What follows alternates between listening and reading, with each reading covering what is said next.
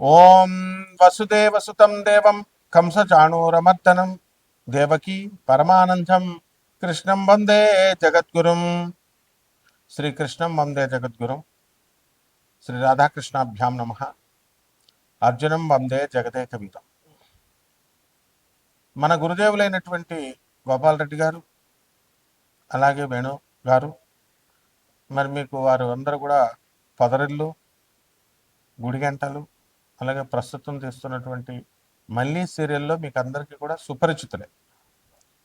అలాగే మన ఛానల్ నడుపుతున్నటువంటి చంద్రమౌళి గారు, మరి దత్తాత్రేయ గారు, వీరందరూ కూడా మీ అందరికీ కూడా ఉగాది పరాభవనామ సంవత్సర శుభాకాంక్షలు తెలియజేస్తున్నారు. మరి వారందరికీ కూడా వారందరి తరపున, మరి నా తరపున మీ అందరికీ కూడా ఉగాది శుభాకాంక్షలు తెలియజేస్తూ, నరఘోష అనేటటువంటిది ఎంతవరకు మన జీవితాల్లో ప్రభావితం చేస్తుంది అనేటటువంటిది మనం చూద్దాం.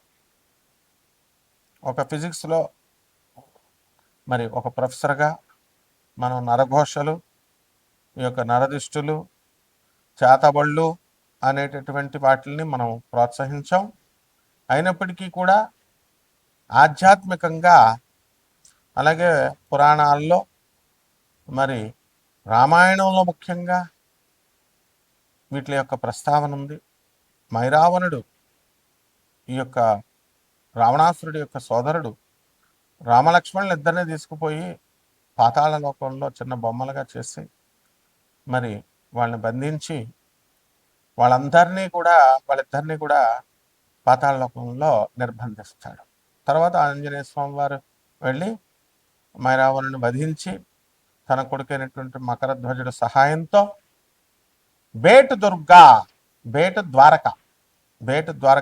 ద్వారకలో మనకి గుజరాత్లో ఉంది. మరి అక్కడి నుంచి ఇద్దరు పాతాళ లోకానికి వెళ్తాడు స్వామివారు. అది బెర్ముడా ట్రయాంగల్ అనేటటువంటిది మీరు విన్నారు. అట్లాంటిక్ మహాసముద్రంలో ఉంటుంది. ఫ్లోరిడా, తర్వాత ఈ యొక్క బెర్ముడా అనేటటువంటి ఈ యొక్క అట్లాంటిక్ మహాసముద్రంలో ఆ దేశాల మధ్యలో అత్యంత గురుత్వాకర్షణ శక్తి ఉన్నటువంటి ప్రాంతం అది. అక్కడికి ఏ ఓడలైతే వెళ్తాయో మరి వార్షిప్స్ అవన్నీ కూడా అదృశ్యమైపోతాయి. ఈ విధంగా జరుగుతున్నటువంటిది ఈ 20th సెంచరీలో కూడా మనకి ఏమిటిది అని చెప్పి దీనిపైన ఇండియన్ గవర్నమెంట్ ఒక కమిషన్ వేస్తుంది. ఇదేమిటో ఒక ఆశ్చర్యకరమైనటువంటి సంఘటన.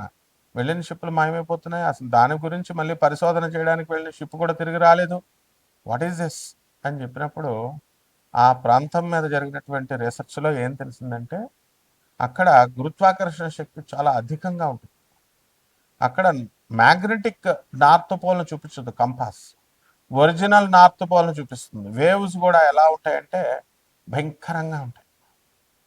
సో అక్కడ వెళ్ళినటువంటి ఈ యొక్క వార్షిప్స్కి మనకి ఆ మాయమైపోవడం, ఇలాంటి సంఘటనలన్నీ కూడా చూసి ఇది మిస్టిక్గా, ఆశ్చర్యకరంగా మరి ఏమిటి అనేటటువంటి దాని మీద ఇంతవరకు కూడా క్లారిటీ లేదు. సైంటిఫిక్గా అన్ని ప్రూవ్ కావు. కాబట్టి ఈ యొక్క నరఘోష అనేటటువంటిది మనకి హీరో సుమన్ గారిని మనం తీసుకున్నప్పుడు ఆయన చాలా మేధావి, చాలా మంచివారు. మరి నేను ఒక మహోగ్ర తారగా ఎదిగిపోతున్న రోజుల్లో నా పైన చేతబడి చేయించారు అని చెప్పి ఆయన తన సొంత ఇంటర్వ్యూలో ఆయన స్వయంగా చెప్పడం జరిగింది. అటువంటి మహామేధావి చెప్పినటువంటి ఆయన యొక్క మన ఇంటర్వ్యూని మనం కొట్టి పారేయలేము. మరి దీని అంతటికీ ఏమిటి అంటే నరఘోష, నరదృష్టి. వీళ్ళు ఎక్కడుంటారా నాయన అంటే మన బంధువుల్లో, మన మిత్రుల్లో, మన పక్కన ఉన్నటువంటి వాళ్ళే కాంపిటీటర్స్గా, రైవల్స్గా తీసుకుంటారు, దిష్టి పెడతారు అని ఉంటుంది. దీన్ని అదునుగా తీసుకొని పూనకాలు వచ్చేవాళ్ళు, అంజనం వేస్తామనేటటువంటి వాళ్ళు, పురోహితులు, మంత్రగాళ్ళు, ఇలా కపట బ్రాహ్మణ, కపట జ్యోతిష్కుల, కపట మంత్రగాళ్ళంతా కూడా ఏమని చెప్తారంటే మీ బంధువుల్లోనే ఉన్నారు, మేము పేర్లు చెప్పాం, ఇట్లా ఏదో చెప్తూ ఉంటారు. సో బంధువుల మధ్య గొడవ పెట్టడం, ఇవన్నీ కూడా పేర్లు చెప్పడం వల్ల, వెల్లడించడం వల్ల ఇవన్నీ పక్కన పెడితే నరదృష్టి అనేటటువంటి వినాయకుల వారి యొక్క ఫోటోలు వస్తున్నాయి, అందరూ ఇంటి ముందు తట్టుకుంటారు. మరి మన గురువుగారు అయినటువంటి శ్రీమాన్ నండూరి శ్రీనివాసరావు గారు కూడా ఆయన ఒక సాఫ్ట్వేర్ ఇంజనీర్గా ఉండి మరి శ్రీ వైష్ణవులై మరి సాక్షాత్తు మా గురువుగారు అయినటువంటి ఇకిరాల వేదవ్యాస్ గారికి బంధువులై వారు కూడా నాకు ఈ యొక్క నరఘోష నరదృష్టి వల్ల మనందరం కూడా మనం దాని ఎఫెక్ట్ ఉంటుంది అని చెప్పి వారి యొక్క వీడియోల్లో చెప్పడం జరిగింది. ఇవన్నీ ప్రాక్టికల్ విషయాలు. ఇక మనం విషయానికి వచ్చినట్లయితే ఇప్పుడు ఒక మనిషి ఒక కుటుంబంలో, నిరుపేద కుటుంబంలో నలుగురు దాయాదులు పెరుగుతారు. ఒక వ్యక్తి తన సొంత ఆలోచనల వల్ల కానీ, తన సొంత ప్రతిభతో కానీ, తన కష్టంతో కానీ ఎదుగుతాడు. ఎదిగిన తర్వాత ఏం జరుగుతుందండి? అరే మా పెదనాన్న కొడుకు ఎదిగాడు, నేను ఇలాగే ఉండిపోయానని చెప్పి ఎదగినటువంటి వాళ్ళు ఒక రకమైనటువంటి ఒక క్రూర దృష్టితో చూస్తారు. ఆ దృష్టి ఏమవుతుందంటే నరఘోషగా నరుని యొక్క దృష్టికి నాపరాయి కూడా పగిలిపోతుంది అనేటటువంటి సామెత ఊరికినే రాదు కదా, నిప్పులేందే పొగ రాదు కదా. మరి ఈ విధంగా ఇటువంటి టాపిక్స్లో దిట్ట అయినటువంటి మరి మన చంద్రమౌళి, మన దత్తాత్రేయుడు, దత్తుడు, వీళ్ళందరూ కూడా ఛానల్ ఓనర్స్ అనమాట. ఈ టాపిక్కే చెప్పండి గురువుగారు అంటారు.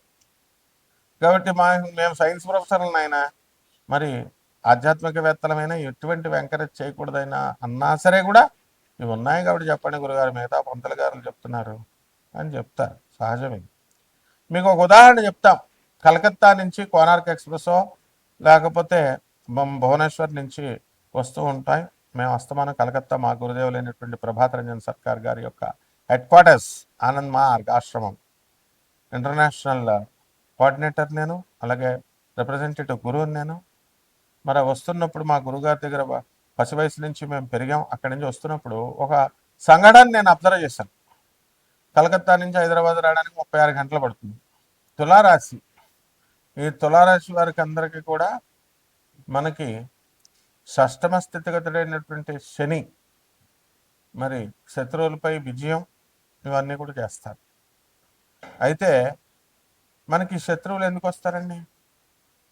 ఏదో నరఘోష నరదృష్టి ఎఫెక్ట్. అందువలన కొంతమందిని చూస్తే పెట్టాలనిపిస్తుంది, కొంతమందిని చూస్తే తిట్టాలనిపిస్తుంది. పంచమంలో ఉన్నటువంటి రాహుగ్రహం దీనికి ప్రభావం. కాబట్టి పిల్లలు కూడా మనకి చక్కగా మంచిగా మీరు చూసుకున్నప్పటికీ కూడా బాగా చదవంటారా బాబు అంటే వాళ్ళకి కొంచెం బాధగా ఉంటుంది, చదవరు. ఇది కూడా నరదృష్టి నరఘోష యొక్క ఎఫెక్ట్. ఈ తులారాశి వాళ్ళందరికీ కూడా భాగ్యంలో ఉన్నటువంటి గురువు గ్రహము మనకి జూన్ 2, 2026 సంవత్సరం నుంచి మనకి రాజ్యస్థితిగతులు అవుతున్నాడు. కేంద్రంలో బ్రహ్మాండమైనటువంటి బలంతో వస్తున్నాడు. అందువలన ఈ యొక్క తులారాశి వారికి అందరికీ కూడా వృత్తిలో చాలా బ్రహ్మాండంగా ముందుకు వెళ్ళిపోతూ ఉండాలి.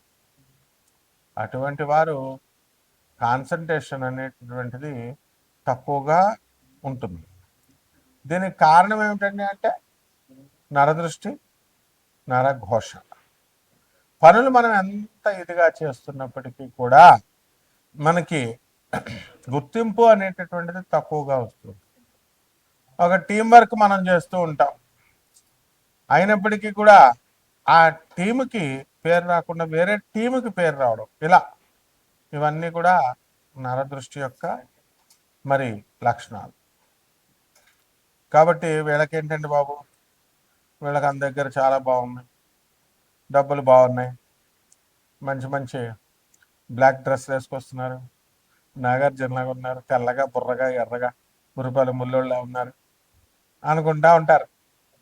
మనకి నరఘోష నరదృష్టి ఎఫెక్ట్ల వల్ల వీళ్ళకి రావాల్సినటువంటి ఫలితాలు రాకుండా ఉంటాయి. కాబట్టి ఈ పరాభవనామ సంవత్సరంలో మనకి తులారాశి వారికి గత సంవత్సరం కంటే కూడా మనకు బాగుంది అని చెప్పాలి. ఈ తులారాశి వారందరూ కూడా కోర్టు చుట్టూ తిరుగుతున్నారు పాపం. చిన్న చిన్న ఉద్యోగాలైనా పాపం సాఫ్ట్వేర్లో కానీ ఇతర ఫీల్డ్స్లో కానీ ఉద్యోగాలు ఆ, నష్టపోవడం అనేటటువంటిది జరిగింది. వీళ్ళు బాగా చేస్తున్నప్పటికీ కూడా ఎక్కువ మ్యాన్ పవర్ ఎక్కువైపోయింది, జనాభా ఎక్కువైపోయింది, కాంపిటీషన్ ఎక్కువైపోయింది.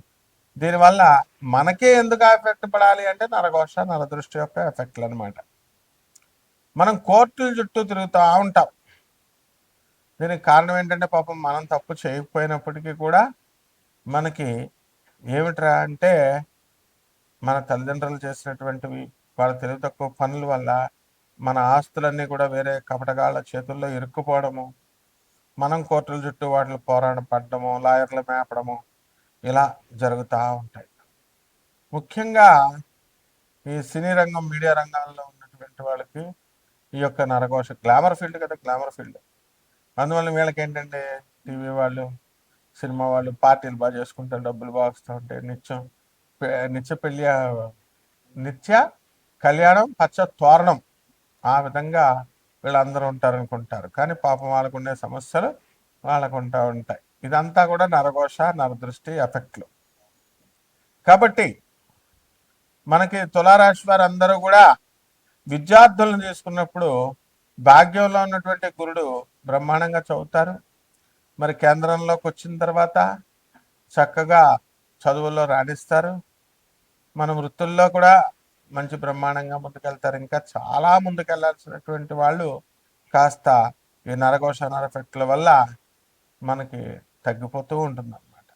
మన ఎఫెక్టు, మన భూము, ఇవన్నీ కూడా ఆ విధంగా షష్ఠ స్థితిగతుడైనటువంటి ఈ యొక్క శనిగ్రహ ప్రభావం వలన మనం బ్యాడ్ హ్యాబిట్స్కి లోనైపోయి వీటి వల్ల మనం పాడైపోయేటటువంటి విధానంలో వీళ్ళు ఏం చేస్తారంటే వాటిని అధిగమిస్తారన్నమాట. అందువలన వీళ్ళు చక్కగా వీళ్ళు అనుకున్న పనులు అనుకున్నట్లు సాధించుకుంటూ ముందుకెళ్ళిపోతూ ఉంటారు. కాబట్టి రాజకీయ నాయకులను మనం చూసుకున్నప్పుడు వీళ్ళకి ఎంతో పెద్ద పదవులు రావాలండి. కానీ వాళ్ళ ఆశించినటువంటి మినిస్టర్ పదవులు, ఎమ్మెల్సీ పదవులు అనుకోండి, ఎంపీల పదవులు అనుకోండి, ఇలాంటివి రాకుండా నామినేటెడ్ పోస్టుల్లో కూడా ప్రాధాన్యత ఉండేటటువంటి పోస్టుల్లో కాకుండా మరి అప్రాధాన్యమైనటువంటి లూప్ లైన్లో ఉన్నటువంటి పోస్టుల్లోకి, లేదా ఆ పార్టీ అధ్యక్షులుగానో లేకపోతే ఆ పార్టీలో ఉన్నటువంటి జిల్లా అధ్యక్షులుగానో ఇలా పరిమితం అవడం అంతా కూడా ఈ యొక్క నరదృష్టి నరఘోష యొక్క ఎఫెక్ట్స్ అనమాట. కాబట్టి ఈ రాశుల వారందరూ కూడా మనం ఏం చేయాలండి అంటే కొన్ని పరిహారాలు చేసుకోవాల్సినటువంటి అవసరం ఉంది. పంచమంలో ఉన్నటువంటి ఈ రాహు చతుర్థంలోకి 5 డిసెంబర్ 2026 సంవత్సరంలో వస్తారు. మానసికంగా వీళ్ళంతా కూడా కృంగిపోవడానికి అవకాశాలు ఉంటాయి. మరి తులారాశి వారు ఎవరైతే ప్రేమల్లో నిమగ్నమయ్యారో మరి వాళ్ళ ప్రేమలంతా కూడా, వాళ్ళ ప్రేమికులు మమ్మల్ని గుర్తించట్లేదండి, మేము ఎంత లవ్ చేసినా సరే 1 సైడెడ్ లవ్లు అయిపోతున్నాయి, మరి 2 సైడెడ్ అవ్వట్లేదండి అని చాలా బాధల్లో ఉంటూ ఈ అమ్మాయిలు నమ్ముకునే కంటే మందుబాటులు నమ్ముకోవడం బెస్ట్ అనేటటువంటి ఈ యొక్క నిర్ణయానికి వచ్చేస్తారు. కాబట్టి ఈ యొక్క రాశివారి, తులారాశి వారికి అందరికి కూడా మరి డిప్రెషన్కి వెళ్ళాల్సినటువంటి అవసరం లేదు. లాభంలో కేతు ఉన్నాడు మీకు. ఎంఎన్సీలు, ఫారెన్ అమ్మాయిలు వస్తారు, జర్మన్ అమ్మాయిలు, స్పానిష్ అమ్మాయిలు, ఇలాంటి వాళ్ళందరూ కూడా మిమ్మల్ని ప్రేమిస్తారు మిమ్మల్ని. అందువలన లవ్లో డిప్రెషన్కి అయితే మందుబాటులు పట్టుకోమని ఎవరు చెప్పారు? కాబట్టి ఈ రాశి వారందరూ కూడా పులకరింతలు వస్తూ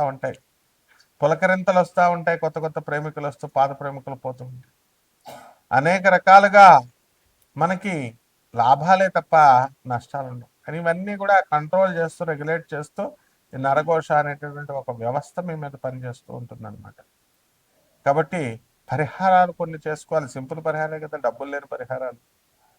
ఈ తులారాశి వారికి మనకి రాహు బాగుండలేదు, మీరు మోనార్క్లు అయిపోతారు, నేనే రాజు నేనే మంత్రి అని అలా అన్నప్పుడు మరి వాళ్ళకు కూడా, అమ్మాయిలకు కూడా ఇగోలు ఉంటాయి. అందువలన వాళ్ళంతా కూడా పారిపోవడానికి, అసలే ఎస్కేపిస్టులుగా ఉండేటటువంటి కలియుగం ఇది. ఈ కలియుగం కామయుగం. రకరకాల కోరికలు. నేను నెంబర్ 1 అవ్వాలని ఒకళ్ళు, నేను వ్యాపారాల్లో సామ్రాజ్యాన్ని నిర్మించాలని ఒకళ్ళు, పేరు ప్రతిష్టలని ఒకళ్ళు, ఇలా రకరకాల ఎవరి గోల్స్ వాళ్ళ ప్రకారం వాళ్ళు చేసుకుంటూ వెళ్తారు. అందరూ కూడా చంద్రగుప్త మౌర్య అలాగా అవ్వాలని చూస్తూ ఉంటారు. కాబట్టి పరిహారాలు ఏంటంటే రాహు జపం చేసుకోవాలా, రాహు స్తోత్రాలు చేసుకోవాలా, రాహుకి కిలోంపావు మినుముల్ని ఆవుపేట రంగు ఉన్నటువంటి వస్త్రాన్ని ఇచ్చి పేద బ్రాహ్మణులకి శనివారం నాడు ఉదయం 8 గంటలకు దానం చేసుకోవాలా. దేవతావృక్షమైనటువంటి రావి చెట్టు చుట్టూ ప్రదక్షిణాలు చేసుకుంటూ ఓం శనేశ్వరాయ నమః, ఓం రాహవే నమః అంటూ జపం చేసుకుంటూ ప్రదక్షిణాలు చేయాలి. అయితే రావి చెట్టుకి నీళ్లు పోయాలి మనం. కానీ మనం ఏం చేస్తాం, స్పూన్ నీళ్లు పోస్తాం అంతే.